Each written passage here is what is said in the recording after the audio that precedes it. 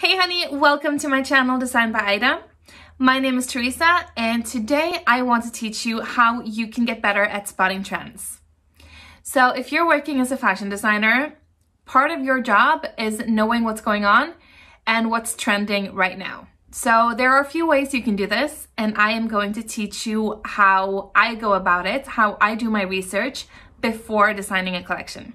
You ready? Okay, let's go. Okay, so the first thing I do, it's really a simple trick. I search what movies are coming out next year. So the design cycle is like this. Usually what I'm designing right now hits the stores a year from now. So I need to know what's trending a year from now. So going around looking at the stores right now, it helps, and I'm going to show you how it helps, but I need to predict the future. And in order to do that, I need to know what's going on, what's going to be on people's minds. So for example, if a lot of fantasy and sci-fi movies are coming out next year, that's going to affect fashion in a certain way. If a lot of army movies are coming out, everything is about war and fighting in army, it's going to affect fashion in a different way. Understand? So the first thing I do is I check out what movies are coming out next year. And then I try to look at the newest, hippest, most trending music videos. Okay, so TikTok is also probably a good place to start because, you know, back in the day, all the trends came from Paris, right? The big, amazing fashion designers in Paris set the trends and everyone followed. Now it's the opposite. Now it's the kids on the street setting the trends, and the designers in Paris are watching the kids on the street to try to find out what's trending, what's cool, what's hot, what do they want, you know, and then they're following that. So it's completely turned upside down. And so if you were taught to just go to Paris and go to Première Vision and look at all the fashion designers there and what they're doing, I do that and it's great, but you also need to look at the streets, what's going on. And TikTok is a great place to go because you can look at the trending videos, you can see what the kids are into, you know, what are they wearing, what colors are they wearing, you know, is it like big brand logos all over the t-shirts, or is it all very unbranded, like, you know, no logos anywhere? Is it statements? Is it like graphic artwork? Is it white fits, you know, clothes that can be very unisex? Or is it very feminine or very masculine? You know, you can learn so much from just looking at TikTok videos and looking at the newest music videos, because the newest music videos are usually pretty hip, pretty trending. You know, those stylists, they know what to do. So just look at those. Then it is a good idea to look at interior design and car design and just food, because it's all connected. So I remember I was working on the Kygo collection and I was working on these tropical amazing colors, and I wanted to connect the tropical with the Scandinavian because he's from Norway. So I used gradients of like amazing, colorful, like turquoise and orange and, you know, coral colors. And I used a gradient from white to turquoise or white to orange. And I just really had a gut feeling that this was really right for the season. And so I would use this for the t-shirts and the sweatshirts. And it started, you know, bright color and then it went down to white. So I used a gradient. And then, you know, as I said, when I design something, it takes a year before it hits the stores. So when it came very close to my clothes hitting the stores, I was walking into IKEA. And I was walking around buying something, I don't know, for my office or something. But then I saw that they had many things in the gradients. The bright colors going to white. They had the gradients on pillows, on fabrics, on, you know, products. And I was just like, yes, we are on the same page. We picked up on the same trend. Yes, good. It's just a confirmation to me that I picked up on something and IKEA obviously picked up on the same thing and we're on the same page, okay? Next thing you need to do, you need to look at the news. You need to understand the market and the people you're designing for. So how is the economy right now? Are people in war? Are they sick? Is there a depression? Are people super happy? Is there just an abundance of everything? All of these things make an impact on your design decisions. Okay, for example, if things are looking very dark and people are depressed, you know, a lot of people are out of work, maybe there is a war and famine and like horrible things going on. If that's the case, people will be attracted to colorful, happy, fantasy, dream world kind of things. So you will see movies and TV shows coming out that's very fantasy, very colorful, very happy, because people long for an escape from the reality around them. And this is where fashion comes in also. So fashion can really put a smile on your face. You can make just beautiful, amazing, fantastical garments that people will long to buy and long to wear because they're just so sick of the gray everyday life. Understand? Okay, so, and then, you know, if there's, if the current events are just dominated by war and war pictures, you know, from, you know, tanks and uniforms and things like this, it's going to affect fashion. You're going to see cargo pants. You're going to see uniform style jackets. You're going to see camouflage prints. You're going to see, you know, the army green color coming back. Everything affects fashion. Current events is something you need to pay attention to. So another thing you need to pay attention to is sustainability. I'm happy to say that the world is moving in the right direction, at least for many brands and many designers. Many people pay way more attention to sustainability and they choose more eco-friendly fabrics and better ways of producing the garments and dyeing the fabrics. And, you know, they try to make all the processes more environmentally friendly and more sustainable. And this is really, really great. And there is a lot we can do as fashion designers because all the decisions you make affect the environment. It affects people working with them, with the fabrics, and it affects everything. So, okay, for example, you're designing a collection and you are finishing it and you're speccing what hang tags to use, what labels to use, what the packaging is going to be like. So what if you skip using plastic bags for the garments? What if you use biodegradable bags?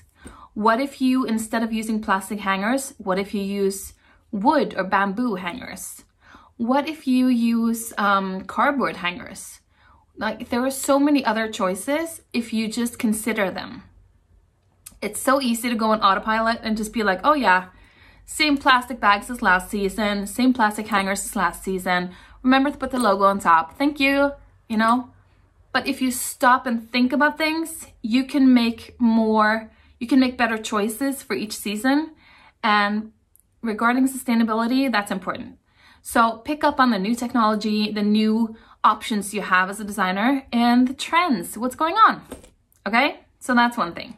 So when you're designing a collection, you may be designing a summer collection or a winter collection or, you know, holiday travel collection. So I would look at the hotspots for that collection.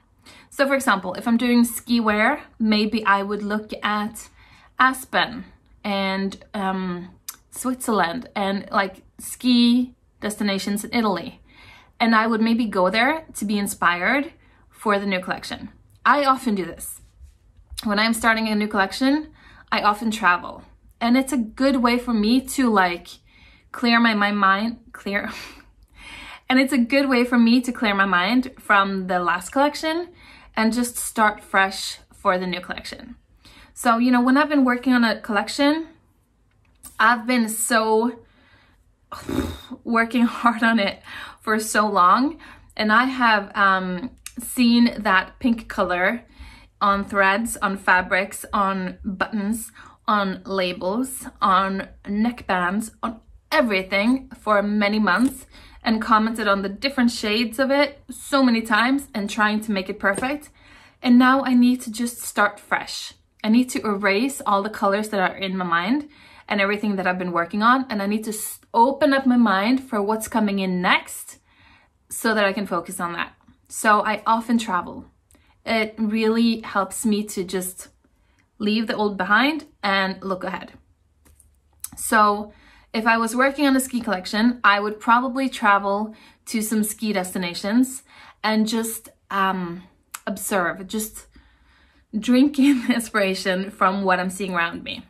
If I was doing a summer collection, maybe I would be able to go to Hawaii or like a tropical destination, or just, or maybe I'm doing a city collection. Maybe I would go to New York or London or Milan or Barcelona. It doesn't matter. You need to remember what you're designing for, meaning what season are you designing for and who are you designing for? What's your market? Is it Europe? Is it Asia? Is it America?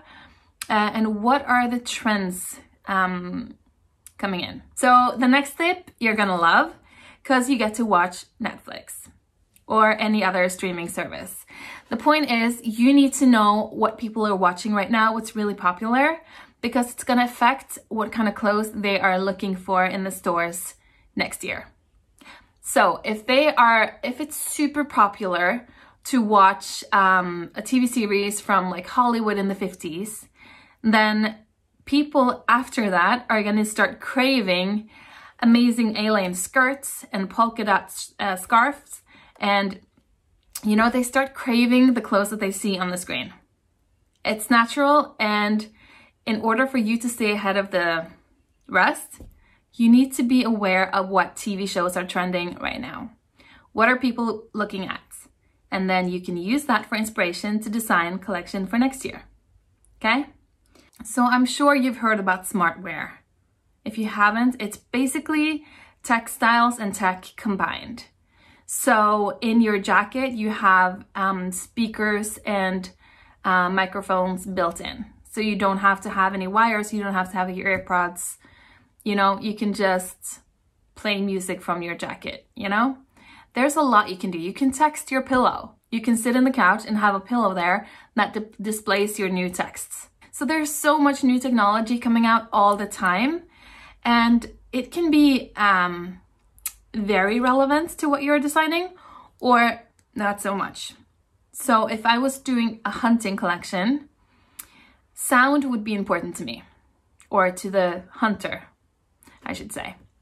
So if they are out in the woods hunting for something, they cannot have noisy Velcros and noisy buttons and noisy things clashing on the jacket, or noisy fabrics that move. They need to be super duper quiet. So technology can make a big difference if you're designing something like that. Or if you're designing sportswear, you need fabrics that are durable, breathable, waterproof. You know, they need to perform in so many different ways, and technology is super important. So if you're designing in any of those areas, or maybe you're designing textiles for the army, then you need to pay attention to this, okay? So depending on what you're designing for, you need to know more or less about this, but you should always stay updated. So, you know, catch up on the latest textile news and just be informed, because it just, you know, a fashion designer should be smart and should know what's going on. So when someone else in your company comes to you and asks you about something, then you know something about it. Or, you know, and you should, okay, this is a sidetrack, but as a fashion designer, you need to know a few things about fashion history. You don't have to know the entire history of fashion, but you need to know what some key items are and some key trends for each of the, you know, the 20s, the 30s, the 40s, the 50s. You need to know some of the trends and some of the style icons and some of the classics. That's the bare minimum, okay? So if you don't know that, go study, okay? Okay, so for trend spotting, we have some amazing tools as fashion designers. You may have heard of WGSN.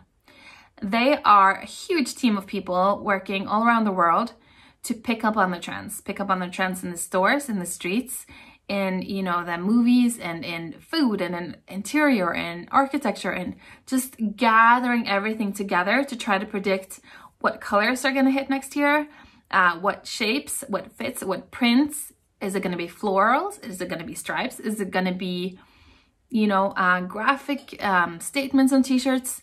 You know, they work all year round to gather information for you, but it's quite expensive.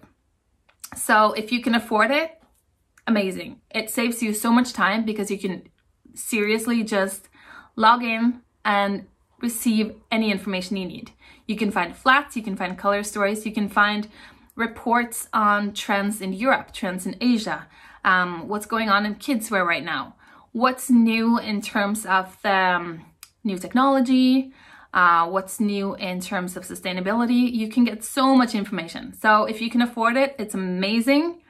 But if you're a new designer starting up, you probably can't afford it. So there's something you can do. A very smart thing to do is to go on Pinterest. On Pinterest, a lot of people share their analysis of what's coming up next year.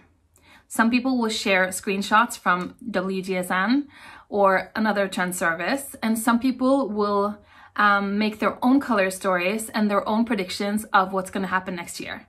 And if you just look at all the photos, you can get a sense of, okay, so I see a whole lot of red, and I see some really golden yellows. Okay. I'm starting to get a sense of what's coming next year. So Pinterest is amazing. Use it, definitely.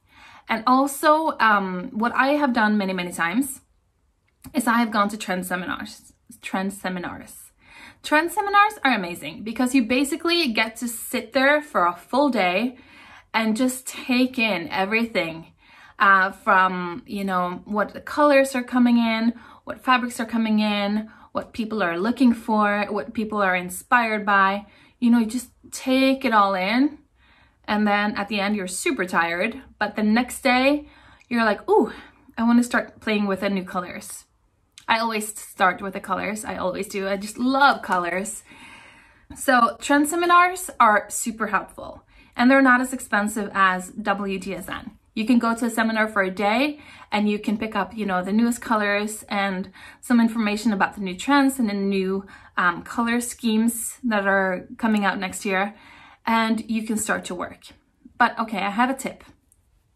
So when I do this, I have used WGSN. I've been to many different trend seminars, and I often go to Première Version in Paris, you know, the big textile show where you see all the new colors for next season, and you see all the new prints coming out, all the new fabrics and producers, and it's really amazing place for a fashion designer. I recommend going there.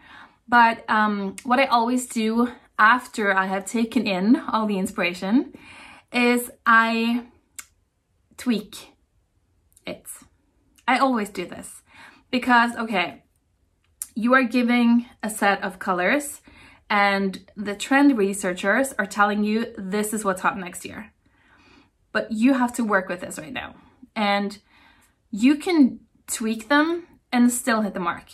So if you're working for kids wear, maybe you tweak the green color a little bit, or maybe you're working for sportswear and you're working with the same tones, but maybe you make them a little bit more saturated.